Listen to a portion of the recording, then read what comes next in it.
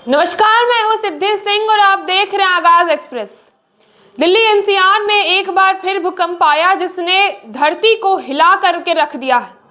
सोमवार सुबह आए इस भूकंप की तीव्रता रिक्टर स्केल पर 4.0 मापी गई, जिसका केंद्र दिल्ली के पास 5 किलोमीटर की गहराई में था। तेज झटकों के कारण घबराए लोग अपने घरों से बाहर निकल आए। हालांकि किसी बड़े नुकसान की सूचना अभी तक नहीं मिली है, लेकिन क्या आपने सोचा है कि बार बार आखिर भूकंप क्यों आते हैं? आइए इसके वैज्ञानिक कारणों और इसके साथ ही भारत में सबसे अधिक भूकंप प्रभावित क्षेत्रों के बारे में जानते हैं। भूकंप का मुख्य कारण टेक्टोनिक प्लेटों की हलचल है। धरती 12 टेक्टोनिक प्लेटों पर स्थित है जो धीरे धीरे हिलती रहती है। जब ये प्लेटें आपस में टकराती या खिसकती है तो ऊर्जा मुक्त हो जाती है, जिससे भूकंप आ जाता है। वैज्ञानिकों के अनुसार ये प्लेटें हर साल लगभग 4 से 5 मिलीमीटर तक अपनी स्थिति बदलती रहती है। कई बार ये टकराकर फंस भी जाती है और जब अचानक ऊर्जा मुक्त होती है तो झटके महसूस होने लगते हैं। दुनिया में सबसे ज्यादा भूकंप रिंग ऑफ फायर क्षेत्र में आते हैं, जिसमें इंडोनेशिया, जापान और इसके साथ ही अमेरिका के कुछ हिस्से शामिल हैं। भारत में भी हाल के वर्षों में भूकंप की घटनाएं बढ़ती हुई दिखाई दे रही है और इसी आधार पर देश को भूकंपीय जोनों में विभाजित किया गया है। भारत के भूकंपीय जोन की बात करें तो इनमें शामिल 5 जोन आते हैं।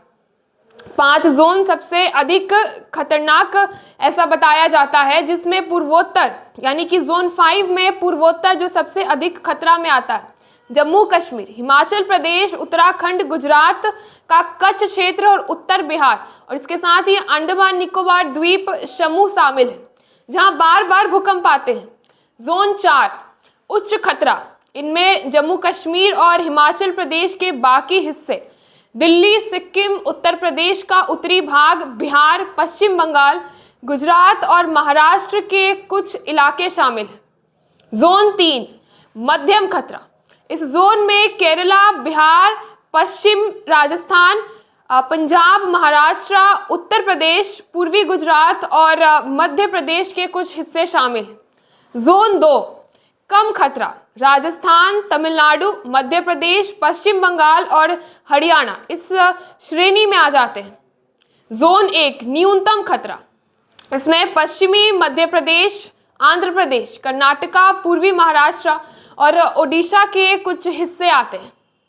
अगर भूकंप का केंद्र क्या होता है, इस बात को अगर समझा जाए तो धरती की सतह के नीचे वो बिंदु जहां चट्टानों ने एक तनाव के कारण टूट फूट पैदा हो जाती है, उसे भूकंप का केंद्र या फिर हाइपोसेंटर कहा जाता है। यहीं से ऊर्जा तरंगों के रूप में बाहर निकलती है, जिसमें झटके महसूस होते हैं। बता दें कि दिल्ली एनसीआर में भूकंप की स्थिति पिछले कुछ वर्षों में और भी ज्यादा लगातार दिखाई दे रही है और झटके महसूस किए जा रहे हैं दिल्ली एनसीआर में, जो कि एक चिंता का विषय माना जा रहा है। वैज्ञानिक इस पर शोध कर रहे हैं, ये भी अध्ययन कर रहे हैं कि क्या टेक्टोनिक प्लेटों की हलचल किसी बाहरी गतिविधि से प्रभावित होती है। दिल्ली भूकंपीय रूप में एक महत्वपूर्ण क्षेत्र में आज के समय में स्थित है, क्योंकि ये हिमालय के नजदीक पाया जाता है। हिमालय के पास होने के कारण ये इलाका भारतीय और यूरेशियन टेक्टोनिक प्लेटों के टकराव से प्रभावित होती रहती है, जिससे ये भूकंप के लिहाज से संवेदनशील बन जाता है।